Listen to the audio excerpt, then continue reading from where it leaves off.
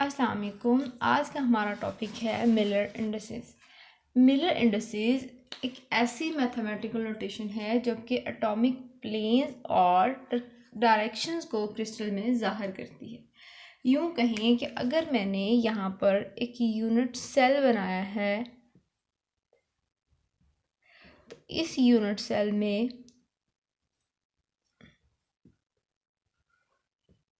Origin से किसी latest point तक का डायरेक्शन या डिस्टेंस जो है उसको शो करने के काम आती है।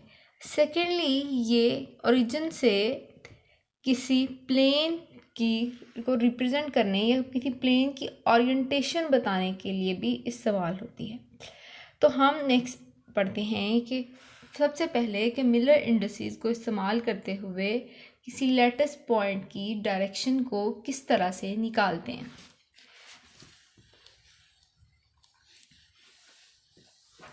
अगर हम 1D में बात करें तो मेरे पास अगर इस तरह से एटम्स प्लेस हैं तो हम जानते हैं कि इनके दरमियान का कंजक्टिव डिस्टेंस a है। अगर मुझे यहाँ P से Q, अगर मैं इसको P कह दूँ और इसको Q कह दूँ, मुझे P से Q तक की डायरेक्शन जाननी है तो इसको मैं जनरल वेक्टर में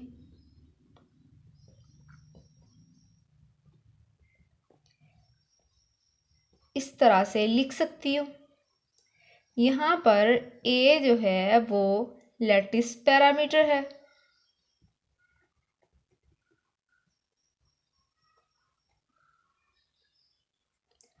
और n जो है वो मिलर इंडेक्स है।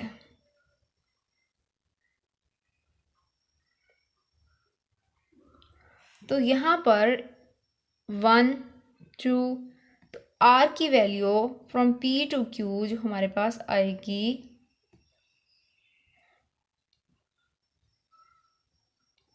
2a और मिलर इंडेक्स यहाँ पर हमारे पास वो होगा 3। अगर हम ये हमारे पास P टू Q के लिए, अगर हम Q से P के लिए करेंगे तो ये नेगेटिव एक्स एक्सिस की डायरेक्शन में, तो मिलर इंडेक्स हमारे पास, इसको अगर हम R1 कह दें और R2 जो है हमारा फ्रॉम Q टू P वो हो जाएगा -2a।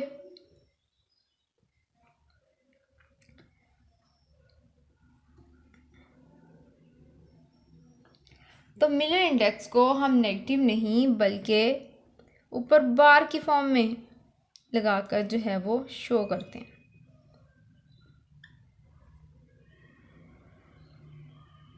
यहाँ तक समझ आ गई? कोई इशू? चलें, अब जो हम अपना 2D में डायरेक्शन जो है उसके लिए मिलर इंडेक्स जो यूज़ होता है उसको देख लेते हैं।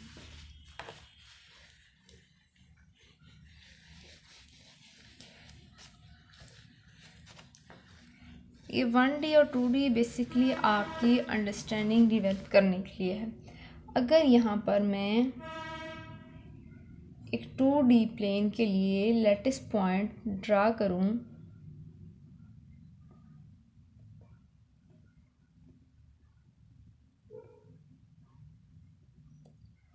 अगर ये मेरे पास 2D है तो यहाँ पर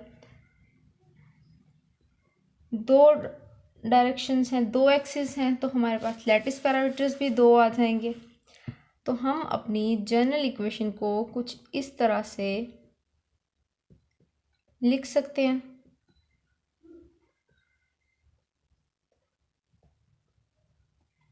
ठीक हो गया। यहाँ पर A और B जो हैं वो अगेन हमारे पास लैटिस पैरामीटर्स हैं और N1 N2 मिलर इंडिसेस हैं।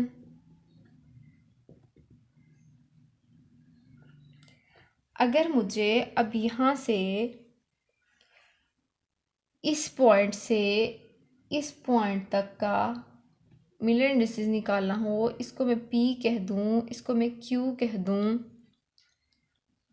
तो यहाँ x डायरेक्शन में हमारे पास कितना 2a, और यहाँ पर y डायरेक्शन में -b। तो यहाँ मिलर इंडिसेस हमारे पास होंगे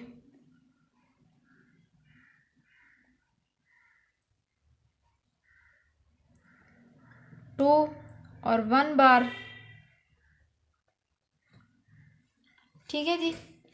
अब यहाँ पर एक इम्पॉर्टेंट बात जो है वो मिलर इंडिसेस जितने भी पैरेलल प्लेन्स होते हैं उनका सेम होता है। ये प्लेन है, ये अगर इसके पैरेलल जितने भी होंगे लाइंस या पॉइंट्स जो हैं उनका मिलर इंडिसेस जो है वो सेम आता जाएगा। ठीक है। अब यहाँ पर आपको दिख रहा है कि यहाँ से 2 पॉइंट था और यहाँ से 1 पॉइंट था, तो ये इसलिए माइनस की डायरेक्शन में था तो -1 आ गया। अब हम जो है वो 3D में मिलर इंडिसेस की बात करते हैं, ज़रा डिस्कस कर लेते हैं। यहाँ पर अगर मैं एक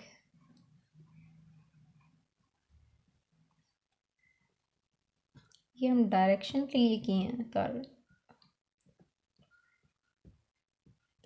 और डायरेक्शन को रिप्रेजेंट करने के लिए ब्रैकेट्स, स्क्वायर ब्रैकेट्स यूज करते हैं।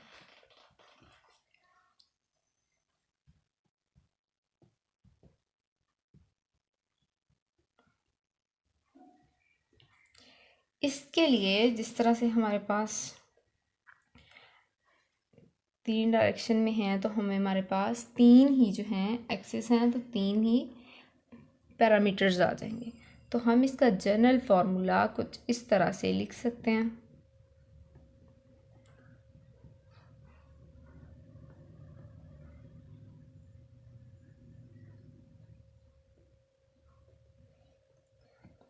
ठीक हो गई। यहाँ आपको पता है कि ABC जो हैं आपके लैटिस पैरामीटर्स हैं और N1 N2 N3 mirror indices हैं। अब हमें अगर इस ओरिजिन से इस डायरेक्शन में अगर मैं इस पॉइंट को P कह दूँ, O से P तक का जो है डायरेक्शन जो है बतानी हो लैटिस पॉइंट P की, तो हम इसको किस तरह से लिखेंगे? अगर मैं इसको x एक्सिस y और इसको z कह दूँ तो हम इसको वेक्टर रिप्रेजेंटेशन में 1a 0b और 0 ही c। ठीक हो गया जी। अब यूँ कि हमारे पास a b c तो इक्वल होते हैं डायरेक्शन, तो हम इसे 0a 0c भी लिख सकते हैं। तो यहाँ पर ये जो है 0 0 जो हैं वो इसके मिलर इंडिसेस होंगे।